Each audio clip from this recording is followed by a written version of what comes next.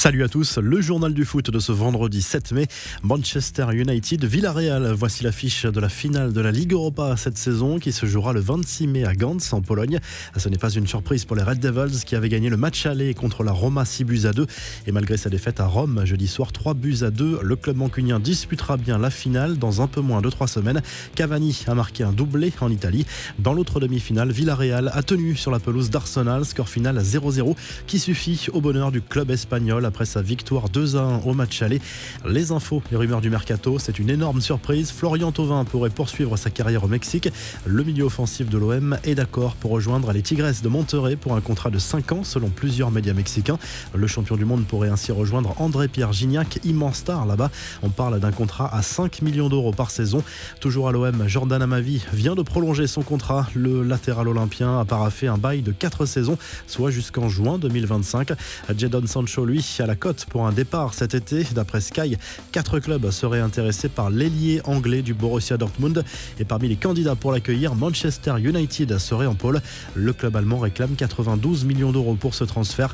D'après Le Mundo Deportivo, cette fois, le Barça aurait coché 3 noms pour renforcer son milieu de terrain cet été et remplacer Sergio Busquets à moyen terme. Le Rennais Eduardo Camavinga serait l'un des profils retenus. Manuel Locatelli de Sassuolo et Mikel Merino de la Real Sociedad sont également ciblés. Enfin, l'avenir de Mikel Arteta sur le banc d'Arsenal est loin d'être garanti. L'élimination d'Arsenal en demi-finale de la Ligue Europa met un peu plus de pression sur les épaules du manager des Gunners. L'Espagnol pourrait faire les frais d'une saison très compliquée. Les infos en bref, Neymar est sorti du silence 2 jours après l'élimination du PSG en Ligue des Champions. C'est un sentiment difficile à retranscrire. Je suis toujours très triste de la défaite, mais fier de la prestation de toute l'équipe. Nous avons donné le meilleur de nous-mêmes. Malheureusement, ça n'était pas suffisant, mais c'est à prendre pour progresser, a écrit le Brésilien sur Instagram.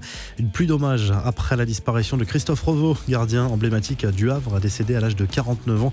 L'ex-gardien professionnel français était passé aussi par le PSG, Rennes et Toulouse.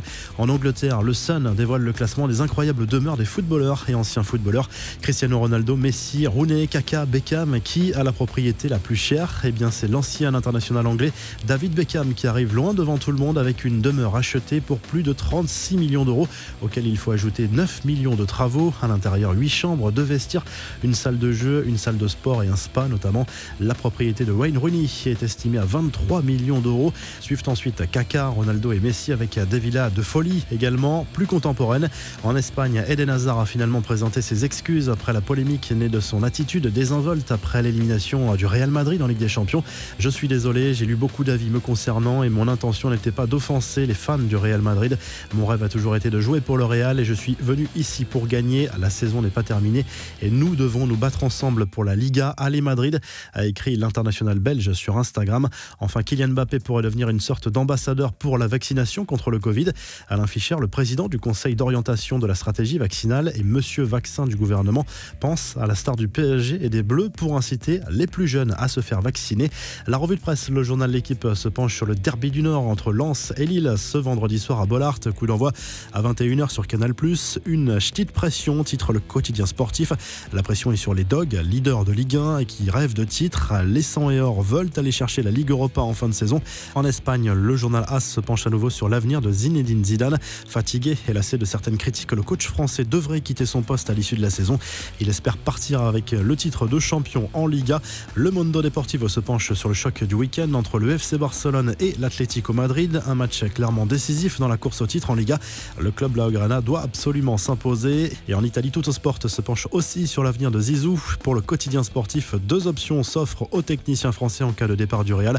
Soit venir à la Juve pour remplacer Andrea Pirlo, soit prendre en main l'équipe de France en cas de départ de Didier Deschamps. Mais ce n'est pas à l'ordre du jour, sauf en cas de fiasco des champions du monde à l'Euro. On vous laisse avec le gros programme foot du week-end, à commencer par Lens-Lille ce vendredi soir. À suivre ce samedi, Manchester City-Chelsea en Première Ligue. Balle de match pour les Citizens pour le titre en Première Ligue. En Espagne, le duel entre le FC Barcelone et l'Atlético Madrid ce samedi après-midi est également décisif dans la course au titre. Du côté de l'Allemagne, le Borussia Dortmund recevra le RB Leipzig ce samedi après-midi également, avec la Ligue des Champions en ligne de mire pour les 2 équipes. Dimanche, Saint-Etienne, Marseille et Rennes, Paris Saint-Germain à suivre absolument en Ligue 1. Le week-end se conclura par un Real Madrid FC Séville, là aussi décisif pour le titre en Liga. Si le journal du foot vous a plu, n'hésitez pas à liker la vidéo et à vous abonner. Et à très vite pour un nouveau journal du foot.